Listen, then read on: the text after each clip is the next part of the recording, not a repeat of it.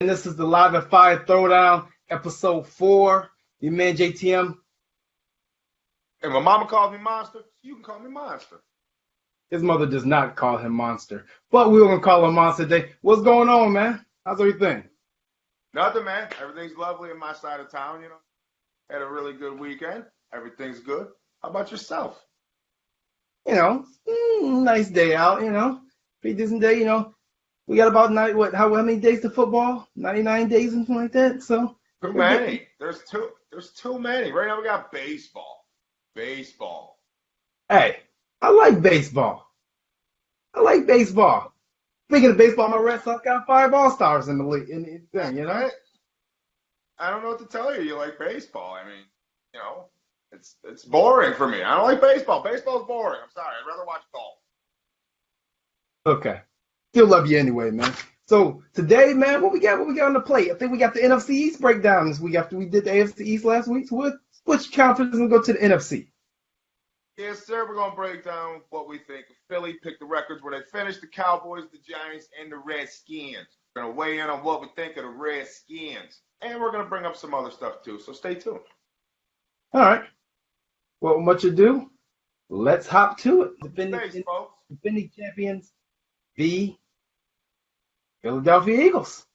Fly, Eagles, fly. Fly, Eagles, fly. Look down the roster. I don't see too many weak spots with this core. You know what I mean? You're gonna have a healthy Wentz back. You still got J.J. You got Woodward or Smallwood. Smallwood. You know what I mean? You got Clemens and you got the X factor Darren Sproles. I think he's the X factor in that backfield. You can do everything, and they're deep at wide receiver too.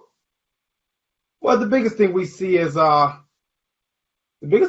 quarterback. I mean, obviously Carson Wentz has come back healthy. That's the biggest part. They paid Nick Foles for his service last year, and they didn't trade like most would thought he would. So, I mean, is that a sign to you that just possibly he's not fully healthy? I think it is. I think they got probably a few offers that were more than fair for what Nick Foles. You know what I mean? It's Nick Foles. I think they probably got more than enough offers, but they just kept going back to, all right, well, where's Carson at? All right, well, where's Carson at? So I think it's an absolute possibility that Foles is still in a Philly uniform because they're not 100% sure on whether Wentz's knee is gonna buckle again. Once you have knee injuries, man, it's hard to come back. Trust me, I know firsthand. It's tough. Yeah, man. I mean, at the end of the day, they get Foles like a $3.5 million incentive in offseason to keep him. Yeah. If Wentz is healthy, I think they trade him at the deadline, maybe, possibly. But this team shows no weaknesses. I mean, no. They lose LeGarrette Blount, but they had replaced Blount before they even lost him last year with J.J. Yeah. You lose Trey Burton. You draft Dallas Goedert in the second round. Yep. Hey, you lose Michael Kendricks, which we thought they were going to get rid of the last 2 years anyway because of his contract. Yeah, and now you have Jordan Hicks coming back. And obviously any defense that has Fletcher Cox on it and the pair of Darby and Jalen Mills, like, you know what I mean? That's a core. That's a core you can build around any defense in the NFL. Those dudes are legit studs. I'd take any one of those on the Bills. Today, I'd go to the airport and pick them up, JT. That's how much Monster wants them. Well, we had Darby. We know Brandon Beane didn't like him too much. So, hey, got Super Bowl for it. I mean, but then we added people. They get Sidney Jones back this year. Right. That could be a huge piece. So, I mean, like I said, with that D-line, what are you going to ask? I mean, they're already set up for success. Exactly. And with Wentz coming back, I don't really see him. I actually, when it comes to pick him, I actually see him slipping just a little bit from last year, but I'll explain why. Right. I said, but like I said, in the day, it's about being in there towards the end, and I think they'll be there. I think they should to fill this roster out. Really, what they need is, they got to bring my man Corey Graham back. They got to bring him back. He was vital last year, very vital. You need that depth. Yeah, and you need that veteran leadership because, like I said, you got to have somebody that's going to come in and prepare week in and week out and show these kids how to prepare. I mean, they have a pretty much veteran team. They didn't have a lot of draft picks this year, but they had a veteran team. I personally like the 4th round pick, and obviously I'm a Florida State guy. Most of you guys can see the pendant hanging in the back of my wall over there. But Josh Sweat, defensive end from Florida State, once was a 5-star recruit. Like, I think it's a story of the richer get richer. Yeah, the dude can rush off the edge. His technique's ridiculous with his burst. Like he's an animal. But come on, let's be honest. All Florida State defensive backs, linebackers, cornerbacks, they're bred to be animals. Like all of them. You could go down the list, dude, and just bam, all-star, all-star, all-star. So the fact that he's going to step into a team that already has a great defense, he's going to do his thing, and it's going to make him that much better. Philly's going to be a hard team to beat in the NFC this year. I'm not going to lie, JT. No, I totally agree. I don't know if they're gonna be seated, if you want to call it that, but I don't necessarily see it. I don't. I see a solid team. Now going forward, there's gonna be salary cap problems. Yeah. For sure. For sure. They're almost experienced this year, but going forward is gonna be salary cap problem with any winning team. Yeah, but you know what? Who cares? You know what I mean? They're gonna lose a couple people, but they did it for the ring. They got the ring. Like we got to dismantle. That's fine. They put the team together that they wanted for that run, and it worked. That's exactly what they did. So yeah, they'll have to deal with it, but teams do that. You know what I mean? There's the players you trade for in hockey or at the trade deadline, a rental player as you call it. You know, a lot of rental players you're going to take absorbent contracts on because you just need them for that run, and that's, you know what I mean? That's what's going to happen. Oh, I totally agree. I totally agree. To go forward, I see a solid team. Like I said, pass rush and defensive back. If you have those two things, which Philly has, a lot of times you have a winning formula. And they still have Jim, that guy Schwartz. Yeah. You can't go against that guy Schwartzy. Right. And their fan throws beer bottles at Santa Claus. Of course Philly's going to do it. All right, we're done with Philly. I'm done with Philly. All right. You're done with Philly. Let's move on to the Giants. You know, Yeah. I'm not too sure about the Giants. I'm not too sure. It looks good on paper to an extent, but I'm kind of baffled by their whole offseason. It made no sense what they did. You know what I mean? Right now, if you look down the roster at the Giants defense, they have two rookies penciled in at weak side linebacker. No experience. They have two rookies. They got Lorenzo Carter and they got Tay Davis penciled in as weak side linebackers.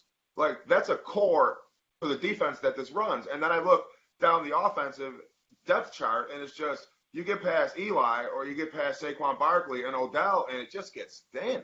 It's basically they're one injury away from last season again. My thing is this. It shocked me, literally shocked me, to see them pass on a quarterback. Yeah.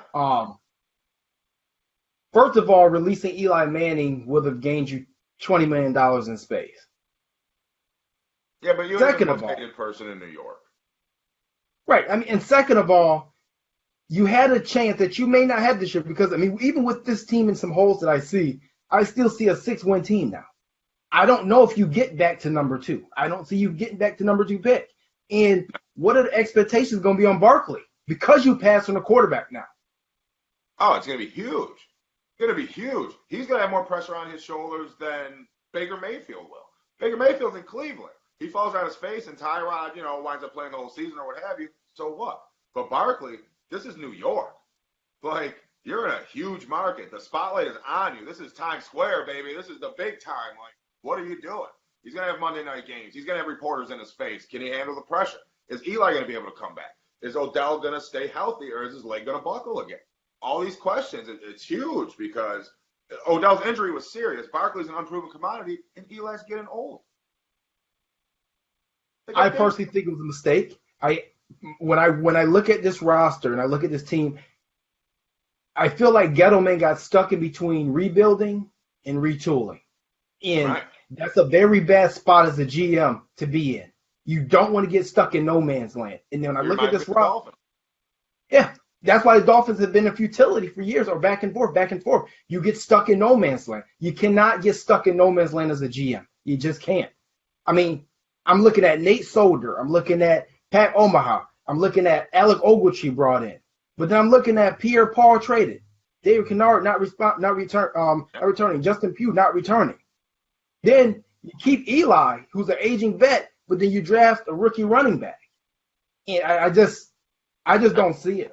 I don't get the plan. I mean, they did get Kyle Lauletta, so I don't know if Kyle Lauletta's the plan. Kyle Lauletta. But, I think they're looking for another 2 years out of Eli if they can squeeze it. I think but if he falls on his face like he did last year, it's going to be bad. It's going to be bad, JT. They're going to have Davis Webb and Kyle Laletta and a whole bunch of questions because, yeah, I don't know. Maybe that might be where you see Odell get traded. I mean, Kyle Letta, what's the difference between Kyle Letta and Ryan Nassib? What's the difference? Fouls. I mean, I don't see a difference. I mean, I like the pick of Barkley and Will Hernandez personally. Like, there's two solid picks, Lorenzo Carter. But you had a chance. You just had a franchise quarterback for the last 15, 16 years. Yeah. And you had a chance that most teams don't get to replace that franchise quarterback possibly with another franchise quarterback immediately. And you passed on that. Yeah, they couldn't pull the Indianapolis Luck off. Peyton goes, oh, there's Andrew Luck. How you doing? I think Gettleman got scared of the moment. I think he got scared of the pick. Yeah, you think Barkley was the fail-safe? I think it was a safe pick. I like Barkley, but if Barkley does not come out and run for 1,400 yards almost every year, and these other quarterbacks in Baker Mayfield, and well, not Baker Mayfield, we'll take him off because he went first, but Josh Allen, Josh Rosen, Sam Darnold, if these guys turn to be great, this will haunt the Giants for the next 10 years. In every game that these guys win, big game they win, you're going to hear about this, especially New York. Yeah, but their trailer was hitched to Eli. They already got their success. You know what I mean? It's not like a Brandon Beane situation where he's got to hit on his pick. He has nothing to hang his hat on. You know what I'm saying? But I do agree. I do agree it was a safe pick. I think he was chicken. He couldn't pull the trigger on a quarterback or he couldn't get his mind made up. Because at number 2, he had his pick of the litter. You know what I mean? Once Mayfield was gone, the world's your oyster, buddy, and he picked Barkley. So I hope he has a plan. If not, it's going to be long York, buddy. Yeah. Well, I mean, I don't know. And I mean, when I look at that defense, you switch to a 3-4 scheme. You don't even have the personnel 3-4 scheme, in my opinion. I mean, you got some decent linemen in Harrison and Tomlinson, but you're going to have, I don't know if Olivier Vernon, who you're on books for like $85 million, has even ever played with his hand, standing up without his hand in the ground. Right. And you're going to ask this guy to do that now while possibly dropping back in coverage. This team's a no man's land. No, I agree. Again, and as the case with a lot of teams in this division, the strength is the corners. I mean, that's the strength of his defense. Eli Apple and Janoris Jenkins, if he can keep his brother in line. Don't kill people in your house. But anyway, that's the strength of this defense. You know what I mean? And that's 2 solid lockdown corners. But other than that, you know what I mean? The linebacking core is weak. The defensive tackles don't impress me at all. And once you get past Odell in the offense, you got Cody Lattimore and Sterling Shepard, and then the rookie that they drafted, Davis. Like, again, it's thin. They're one injury away at these key positions from being this kind of team to this kind of team. And it's going to happen fast. I hope they can stay healthy. I mean, I agree. I mean, I guess we'll move on. But like I said, this is a lot of holes in New York, and I wouldn't hitch my wagon to a 37-year-old quarterback. I would have swung for the fences somewhere else and took that $20 million and allocated it to another place. Agree, man. Running backs are dimes a dozen. We've seen that now. The value for running backs are almost completely gone. Yep, dime a dozen. So, and hopefully Barkley doesn't end up like Kajana Carter. So we're gonna go move on. Hey, I'm just saying the Penn State. I'm just saying the Penn State correlation. Kajana Carter, Curtis Enos. Just saying. We've seen this before. We've seen this before. Uh-oh. You better just digging back in the crates a little bit. You better grow a Jerry curl and hide. People gonna come for you. Where? From Happy Valley? They should have hit from Sandusky. Moving on to the Redskins. Talk about tickle fights. You're a bad guy. The Redskins. All right, the Redskins. All right, here we go. All right, the Redskins, man. Is this the year that they finally find some type of stability? No, they're a train wreck. Besides Alex Smith, you got Colt McCoy. Like, have you even played yet? You've been in the league for like 12 years. Like, I remember you at Texas. I liked you at Texas. You know what I mean? And then you go to the backfield. Like, all right, they got Sanjay that came in. He did a good job. I'm not going to trash the kid. He did his thing. But you got Geis behind him. You got Rob Kelly. But, I don't understand, again, where this team went. I don't understand where they went. Their wide receivers are just, they're nothing. You know what I mean? They got Decatur. They got Richardson. They got Brian Quick. You know, they have a strong tight end core with Vernon Davis and Jordan Reed. But I look at the backfield and the wideouts, and it's just, there's nothing. Give me your thoughts, JT. All right. The Redskins, okay? When I start with the draft picks, right? They had very few.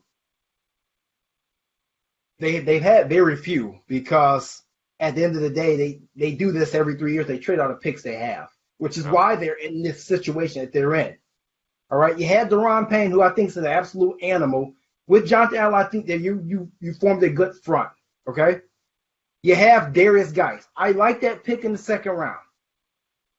Or third, whatever pick. I think it was second round. Yeah. You got the linebacker, Deshaun Hamilton, Alabama, in the sixth round, who can fit next to Zach Brown.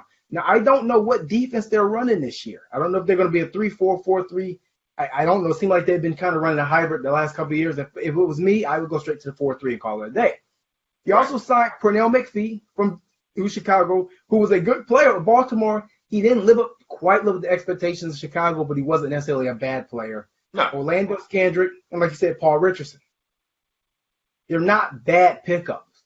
But, again, Scandrick is a name that's been around.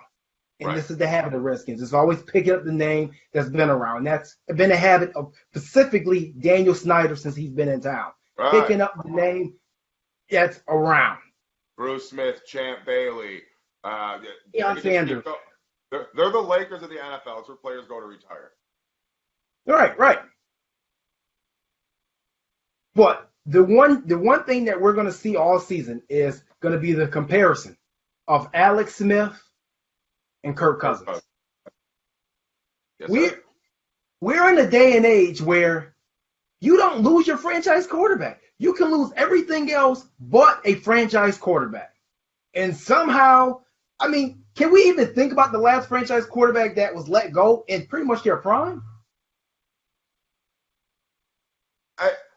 It's not an upgrade to me, JT. What's the difference between Alex Smith and Kirk Cousins? You're talking about mayonnaise or Miracle Whip.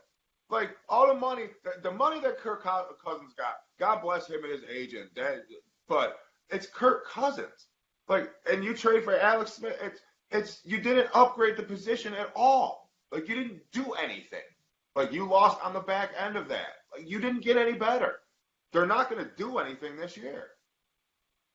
I mean, not only did you trade with Alex Smith and give up pretty valuable draft picks, but you signed him to an extension as soon as he got there. Yeah. I'm not knocking the extension, but what are you doing? It's like you said, it's been this organization's MO since Dan Snyder came in. Flash cash around, try to get the big names, try to do this, that, and everything. The guy has no idea how to run an organization. You don't run an organization that long and have that much money and have that little success. You suck at what you do. If you weren't the owner, you'd be fired. If Daniel Snyder wasn't the owner and the GM, he'd be fired. And if you don't think he's the GM, he's the GM. Who do you think puts this roster together? Because I don't know any executives in the NFL that are stupid enough to do what Washington does year after year after year to that roster, and the fans got to sit there and tolerate it. I'd be mad as hell if I was a Redskin. No, I agree. I mean, I agree. The Redskins are a historic team. Calm down now. Let me drop my down. You got my here. Just got my neck muscles working and all that, man. JT, speak on it. I need some drink of water. I gotta agree though. I mean, I can't see Bruce Allen and Doug Williams sitting in our front office making these decisions. I just can't.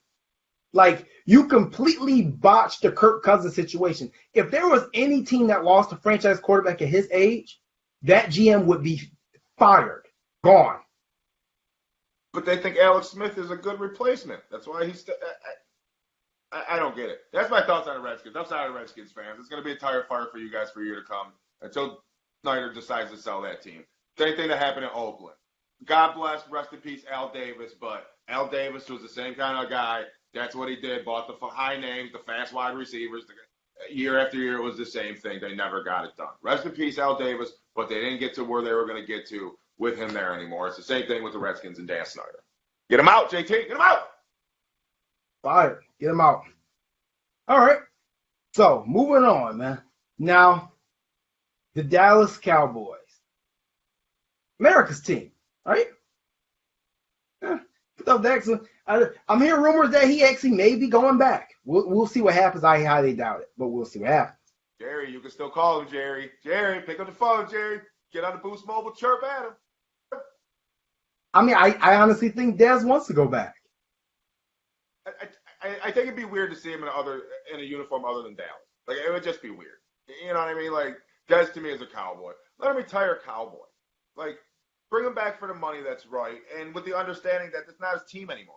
You know what I mean? It's Zeke's team. It's Dak's team. He's not going to get the targets. He's not going to get the production. So he's not going to be paid accordingly because he's simply not, relied upon to put up those kind of numbers to justify that kind of money. So from a business sense, if he comes back at a lower salary, accepts his role, and doesn't whine or make a spectacle of himself, I think it'll be fine. It'd be a feel-good story for the league, and I'd like to see. I agree. I mean, I look at this receiving core, and now I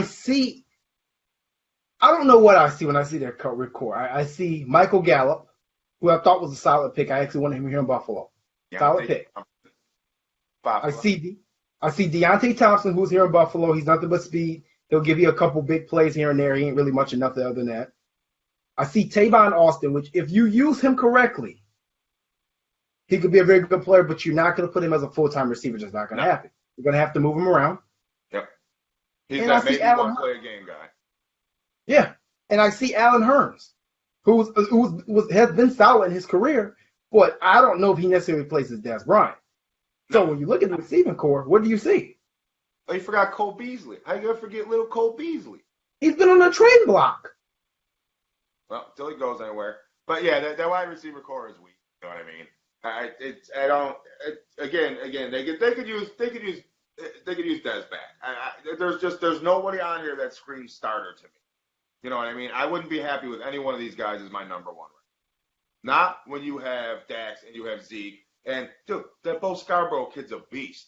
Like, I can't wait to see that kid run over people. Scarborough is nasty. Keep out for Scarborough. But you can't take and run, because what's going to happen, JT, is this is going to be a season like these to Barry Sanders, where they're going to give Zeke the ball 470 times. And they're just going to wear down the kid and hope he doesn't get injured because they simply don't have the weapons around him, and they have to run the offense focused solely through Zeke. And it's just going to, I don't want to see them do that to the kid. So I hope they do something at wide receiver to ease the burden off Zeke, or he's going to be that back that gets the, like I said, 430, 440 carries, just something ridiculous, because that's the only weapon they got. All right. Call me crazy. Crazy. Call me crazy. But I'm hitching my wagon to the Dallas Cowboys this season. I'm hitching the wagon. Why? What do you feel so confident about? I'm going to tell you why I see, okay? Zeke wears hamsters. I can't get down with that. I love the offensive line, okay? I didn't think they were going to have the money to re-sign Zach Martin, or I don't know if they should have allocated, but they did. So you have to start up front. You got a healthy Tyron Smith coming out. Now you got the kid from Texas, Connor Williams, coming in. Possible first-round pick, drop to the second. They got a steal. You got Zach Martin. You got Frederick, right? You got Ezekiel Elliott coming back, and he ain't suspended this year as long as he don't do nothing crazy before the season begins. You still got time, buddy. Stay off the boats. All right? I look at Bo Scarborough, and I'm looking at a team, a model of a team that we just talked about, the Giants, when they had Brandon Jacobs as the second string back. Right. And he came in and he just wore you down. You put him in the goal line, he just ran you over. Now I'm looking at Tavon Austin, who you could use as a gadget player, not only as a receiver core, but out the backfield, your little scat back. I'm looking at Ezekiel Elliott, and I'm looking at Bo Scarborough. I don't see 400 carries. Yeah, but you got no Jason Witten in the middle. Now, who's going to draw that double team out of all those wide receivers? Who do you really have to double team out of those receivers? I don't think you're going to have to. I think you go to a spread system more, or you're going to play power football and run it down your throat. Yeah, but you can load the box with that and not be scared of getting beat over the top by these yahoos. You know what I mean? I don't know. I disagree. You can hitch to the Cowboys, and I'll see you on the side of the road with your wagon wheel. You're going to laugh and be like, there's a Cowboy. I see an elite defense. I actually have them. I actually have them with a really good record, so I can't disagree with you. I'm just saying, based on Dak's making plays thing, I don't think the receivers are going to factor in too much in there. It's not in their scheme. Like you said, they're built to run. That's what the front end's for. I see an elite defense with the addition of Van Der Esch, with Jalen Smith having another year to recover. And Sean Lee is just a beast. Sean Lee is just a beast. Any defense with Sean Lee. Could be Sean Lee at this point, Sean Lee is an on-field coach until he gets hurt in week 2 of the preseason. And then he'll coach Van Der Esch. He's not going to play. He's going to get hurt. He's going to hurt every year. I'm not going to act like he's going to be on the shelf. I would pull that. I think this Earl Thomas trade is eventually going to happen. Think so? I think it's going to happen. What do they give up, though? And a 3rd-round pick, maybe a 2nd-round pick. It'd be worth it. Because I can see that. With Richard Sherman gone and Cam Chancellor retiring, for Seattle, what's the point of keeping him? Right. You got to rebuild it. That's it. The run is over. I'm going with Dallas here. I think Dallas is going to make some noise. I got them winning. I got them winning 11 games. You got them winning 11? Got them winning 11. All right, well, let's start with who I think's at the bottom. All right, the bottom of the rankings, who I got in the NFC East this year, on Monsters board, I got the Skins at 6 and 10. Sorry, they're not going to do much of anything. They're weak. 6 and 10. I got the Skins at 6 and 10, and it's an uproar for the Alex Smith, Kirk Cousins thing. Who you got finishing at the bottom, JT? I have the Redskins. I got the Redskins. I don't trust anything they're doing. I don't like Daniel Snyder. I think he's a fool. I think he's a fool. And anybody that buy any tickets or any season tickets go to a wrestling game is buying fools going. You're just wasting your money. Don't waste your time for a crappy product. And that's what this guy keeps putting on the field, a crappy product. Bam! You heard it right from JT's mouth. And he's a church-going guy, so you got to believe him. But you got to come in third. All right, moving on. Coming in third, I got the New York Giants finishing out at double eights. I think they're just, like I said, they're one injury away from being a really, really bad team. And I got them, if they stay healthy, God willing, I got them at 8 and 8. I'm sorry, Giants fans, I can't go any more than 8 and 8 based on what they have. And the weak side linebackers are just a mess. You better hope one of these rooks steps up or you sign somebody before camp ends or something happens, because that's a major part of the defense you run, and I'm not impressed with either of those guys. JT, that's my thoughts. I got 7. You're a little bit more generous than me. I have 7 and 9. I have 7 and 9. Around that 6 and 10, 7 and 9, no more than 8 and 8 for me, in my opinion. I think they made a long-term mistake. I think Gettleman got nervous and he made a safe pick. And New York is not a safe market. No, sir. No, sir. But yeah, so I got them 8 and 8. Yeah, the over/under is one game either way for me, except down. Yeah, it's 8 and 8 or 7 and 9 for me. So what you got coming at 2? Coming in at number 2, I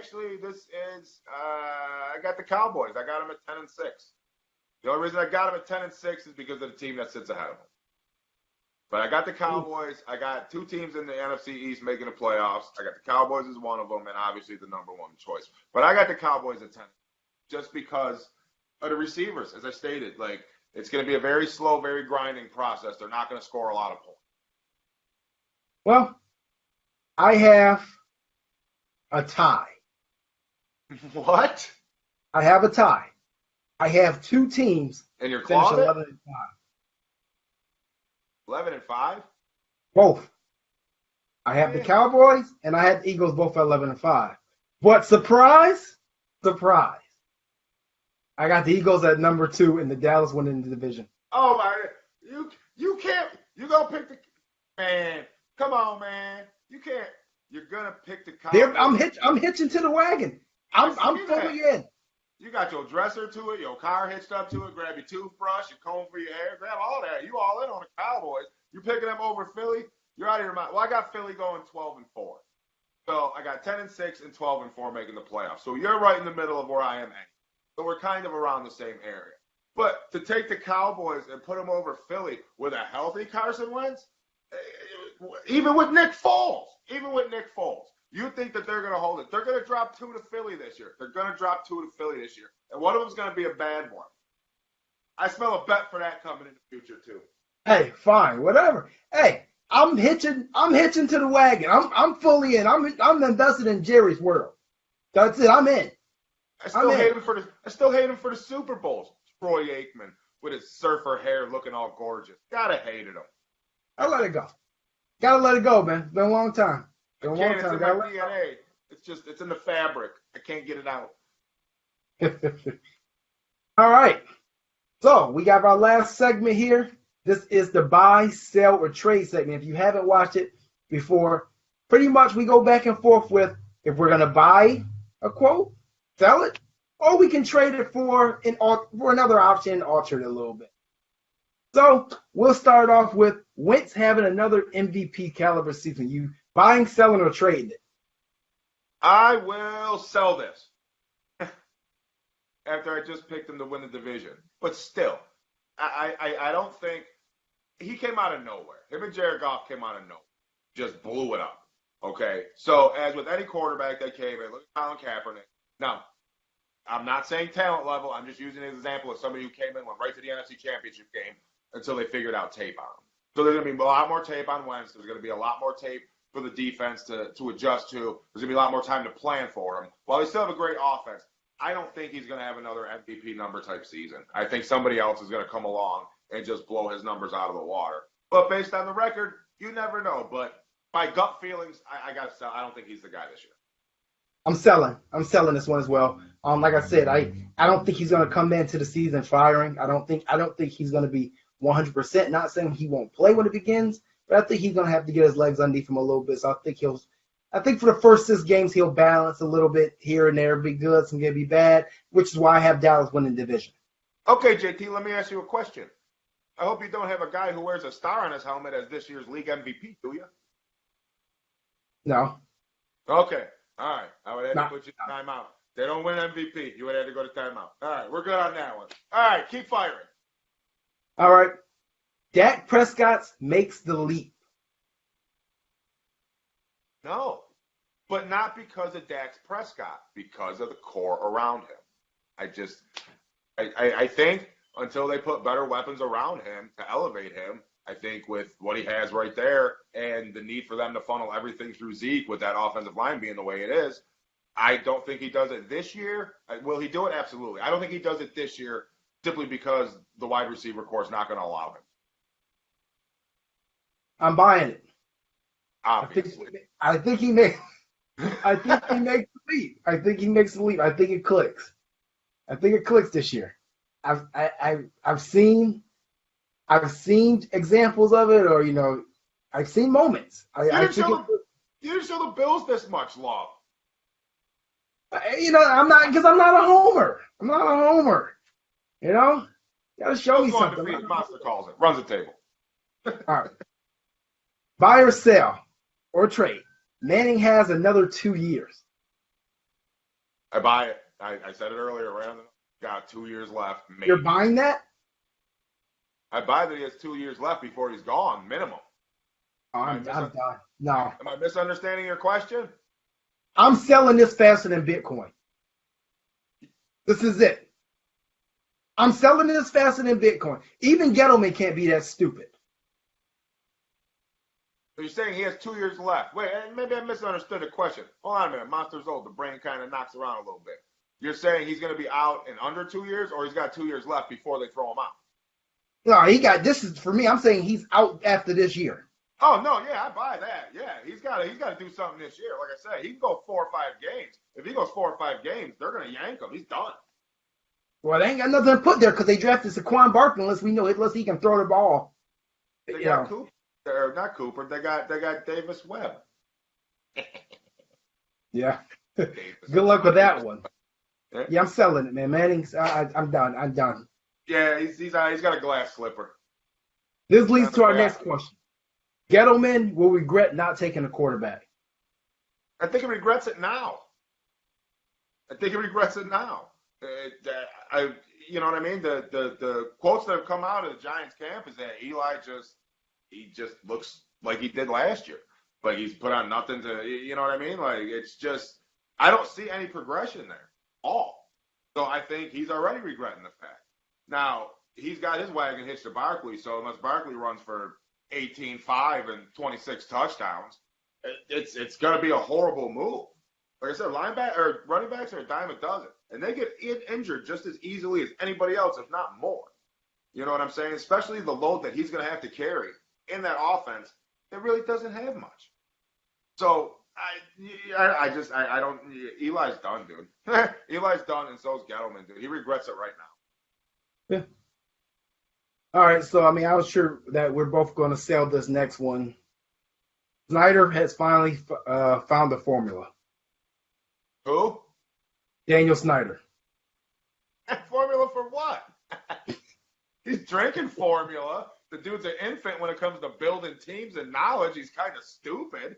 But, yeah, that's all. Nah, dude. Daniel Snyder, he don't have a formula. He don't have a recipe for the formula. He don't have any ingredients for the formula. He doesn't know where to get the formula. He never heard of anybody who had the formula. He doesn't know the formula. Like, no way, dude. I throw that out the window. I'll sell that all day long. All right, and now to our last one. Alex Smith replaces that Kirk Cousins. I can't knock Alex Smith. I really can't. I don't think he's a bad quarterback.